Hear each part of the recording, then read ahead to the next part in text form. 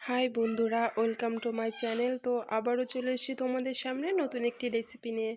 তো আজকে আমি বানাবো গাজরের হালুয়া। গাজরের হালুয়া কি করে বানাতে হয় সেটাই আমি তোমাদের সঙ্গে শেয়ার করব। তো বন্ধুরা, ভিডিওটা স্কিপ না করে সম্পূর্ণটা দেখতে থাকো যে কি করে আমি গাজরের হালুয়া বানাই। তো বন্ধুরা, তো দেখো আমি খুব সুন্দর করে এইখানে গাজর কয়টা আমি ছুলে নিয়েছি।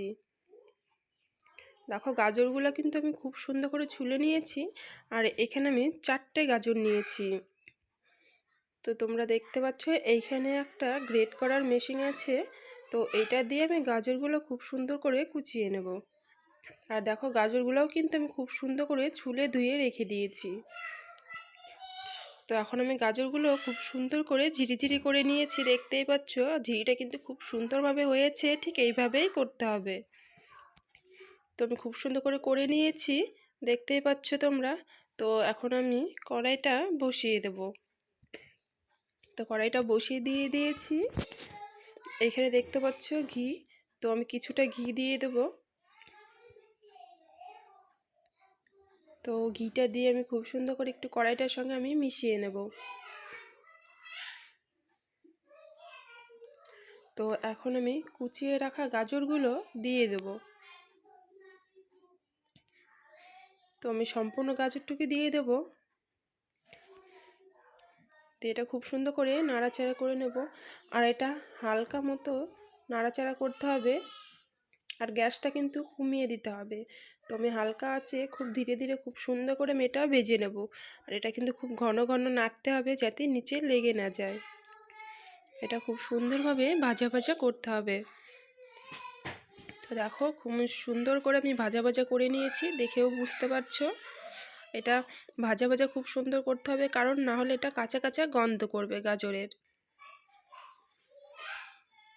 তো দেখো খুব সুন্দরভাবে আমি ভেজে নিয়েছি। তো এই বাটির মধ্যে আমি কিছুটা পরিমাণ চিনি নিয়ে নিয়েছি। তো দিয়ে দেবো স্বাদ মতন চিনি। তোমরা চাইলে তোমাদের স্বাদ মতন চিনি দিতে পারো।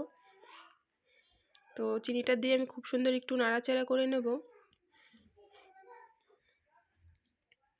তো খুব সুন্দর করে নাড়াচাড়া করে নিচ্ছি। আর দেখো চিনি থেকে জল ছুটছে গা থেকে, জল টাইপের বেরিয়ে যাচ্ছে। আর দেখো কালারটাও কিন্তু একটু চেঞ্জ হয়ে গেছে চিনিটা দেওয়ার পরে। তো এটা দেখো খুব সুন্দরভাবে একটু হয়ে গেছে। এটা আমি নাড়াচাড়া করে নেব। তো নাড়াচাড়া করে নিয়ে এটা খুব সুন্দর করে নাড়াচাড়া করে নিয়ে এখন আমি দিয়ে দেব একটু। তো দিয়ে দেব এখন আমি একটু এইখানে কাজু বাদাম গুঁড়ো করে রেখে দিয়েছিলাম, কাজু বাদাম সঙ্গে দিয়ে দেবো একটু কিশমিশ দিয়ে এটা খুব সুন্দর করে নাড়াচাড়া করে নেব। খুব সুন্দরভাবে ধীরে ধীরে নাড়াচাড়া করতে হবে। তো দেখো খুব সুন্দর করে আমি নাড়াচাড়া করে নিয়েছি। আর এটা কিন্তু অনেকটা হয়ে গেছে, দেখতেও কিন্তু খুব সুন্দর লাগছে। তো এখানে আমি কিছু পরিমাণ দুধ আগে থেকে একটু জ্বালিয়ে রেখে দিয়েছিলাম, তো দুধটা দিয়ে দেবো। তো দেখো দিয়ে একটু নাড়াচাড়া করে নেবো। আর দেখো দুধটা দেওয়ার পরে কালারটা কিন্তু অলরেডি চেঞ্জ হয়ে গেল। দেখো একটু আমি হালকা টাইম একটু ফুটিয়ে নেব। এটা খুব সুন্দর করে নাড়াচাড়া করতে হবে, ঘন ঘন নাড়তে হবে এটা। তো দেখো দুধটা কিন্তু শুকিয়ে গেছে।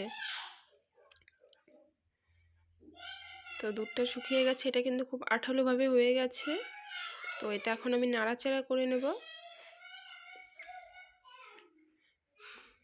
তো খুব সুন্দর করে আমি নাড়াচাড়া করে নিয়েছি। আর এটা কিন্তু এখন আমি নামিয়ে নেব। তো দেখতেই পাচ্ছ আমি গাজরের হালুয়াটা নামিয়ে নিয়েছি। তো দেখেই কিন্তু জিভেতে একদম জল চলে আসছে। তো বন্ধুরা, গাজরের হালুয়াটা তোমরা বাড়িতে অবশ্যই ট্রাই করে দেখবে, খেতে কিন্তু খুব ভালো লাগে। আর আমার চ্যানেলে নতুন হয়ে থাকলে সাবস্ক্রাইব করে দিও।